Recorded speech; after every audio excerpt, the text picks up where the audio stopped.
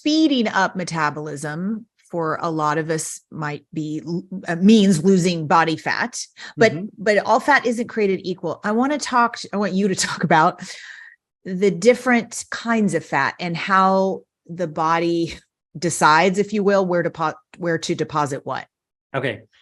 One of my favorite topics, because think about the fact that when we say the word fat, those people who are listening or watching this, we're hardwired in society to kind of like shudder when we hear the word fat, right? Yeah. So think about it. I'm sure everyone has this experience. You shower in the morning, you step out of the shower, you're drying off, and out of the corner of your eye, you look in the mirror. And no matter who you are, you're going to see or a lump or a bump that doesn't make you happy, right? And so automatically, body fat. Then you step on the scale, and if that number isn't the exact number you were hoping for, you curse yourself. And so immediately, like, we start thinking about body weight, body shape, body fat in very negative terms. And in fact, if you go to the grocery store, okay, I mean, I know, you're a vegan. So like, but even if you just wheel your cart by the meat section and you see a ribeye steak with a big rind of fat, look, people just go, I hope nobody eats that. Okay. Right. I hope they don't sell that. So our relationship in terms of just even recognizing the word fat is very negative.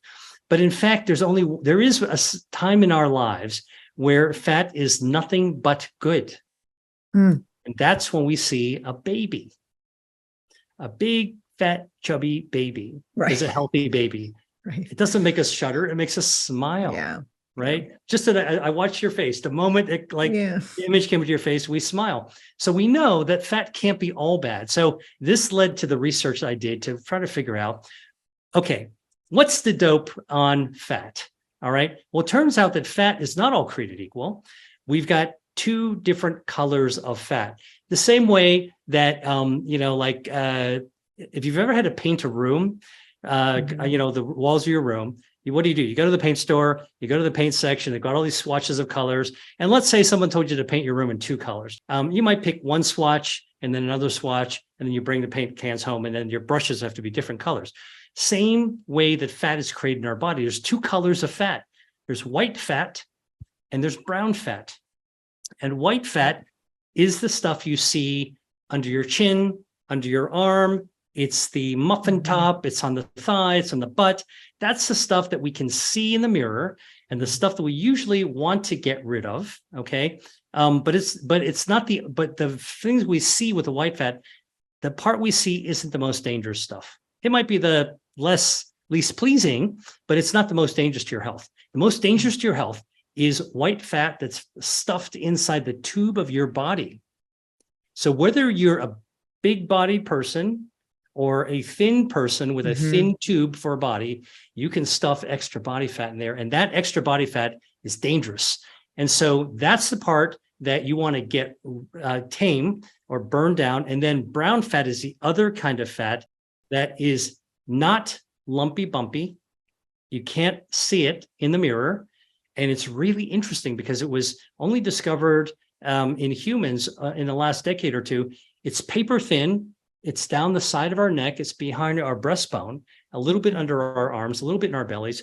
And in cold temperatures, or when we eat certain kinds of foods like chili peppers or tomatoes or onions or bok choy or mushrooms or citrus, there are factors in our foods that light up our brown fat, and our brown fat, when it's turned on, burns down extra harmful body fat, starting with the dangerous stuff in the tube of our body. So good fat can fight bad fat, and you can eat in order to turn that process on. That's the amazing part. You want to fight fat, eat the right kind of food. Yes, I've heard about brown fat on this podcast, and so you could say it's kind of the good kind of fat. The other white fat that is, you said definitely it's the part you can see, right? It's on your bum, it's on your muffin top, wherever. Where's the other white fat that you mentioned? Is it around our organs? Yeah, it's called visceral fat. It's in the tube of our body. Okay. And it's packed in between our organs. So think about this. Okay. It's invisible because each of us have this unique body tube. Yeah. All right. And when you stuff it with organs, they're all contained in the tube. If you start adding fat to it, you'll stretch the tube. Think about bigger waistline. Okay. Now you need a bigger belt size. All right. And when you shrink your waistline, you're losing harmful body fat. All right. So that's actually visceral fat. Visceral means gut. Yeah. And I want to tell you, it's what people used to refer to as skinny fat. So Yeah. women who are thin can still have very dangerous amounts of extra body fat. I'll give you an example. If you wanted to ship some fluorescent light bulbs across the country, you would take your light bulbs, go to the FedEx store, and you would ask them for a thin box to ship your light bulbs. And then like, oh, I don't want these things to break. Let me buy a bag of peanuts. All right. Not great for the environment, but let's say you buy them anyway. And you pour the peanuts into the box, and now you're cushioning the light bulbs. And then you're like, man, but I want to use all these peanuts up. And so you force and stuff those extra peanuts into that box. You really, really shove every last peanut in.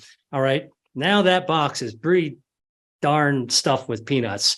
Okay. Then you're going to still tape the box shut. You're going to force that box shut and tape it shut. At arm's length, that box is still skinny, but inside it is packed with those peanuts to bursting to the gills.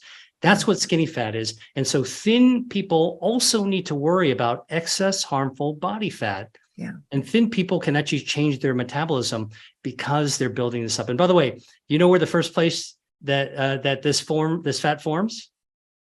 No. Okay. Most people would think that skinny fat, the first way you would know in a thin person that they're getting too much skinny fat is by looking at their waist. Yeah. Right? Yeah, okay. my belly's getting bigger. Wrong. The first place that harmful skinny fat forms is on your tongue. Your tongue is the first place that gets I should have fat. guessed that. I want to get into that because I want to talk about snoring. I should have guessed. I knew that part. Okay, so you're really saying that looks can be very deceiving for somebody that is very thin from the outside. I had a roommate in college, Denise, who in college for me was, late 80s, very, very early 90s. And it was the thing to be, almost anorexic looking, right? Like that was what was in. And so she was so skinny and she looked so great in her jeans. The little tiny belt would go around. But Denise ate McDonald's twice a day. And that's it. She did not have very many foods that she liked. And I worked in the drive-thru at McDonald's. So she would always have me bring after school. But she was one of those that was, she'd eat like 3/4 of the cheeseburger and like half the fries. It's like, who does that? I mean, I don't know anyone that can get fast food and eat just like part of it. Right. So she was eating, I don't know, probably only 800 calories a day or something. But I always remember thinking it just can't be healthy. It just can't be healthy. She looks great, but I'm guessing she had a significant amount of fat, a significant amount of white fat inside that who knows how her health is now, but maybe not, maybe just starting to bloom as a 19-year-old or a 20 or 20-year-old, but a lifetime of young adulthood like that is definitely going to build up harmful internal body fat.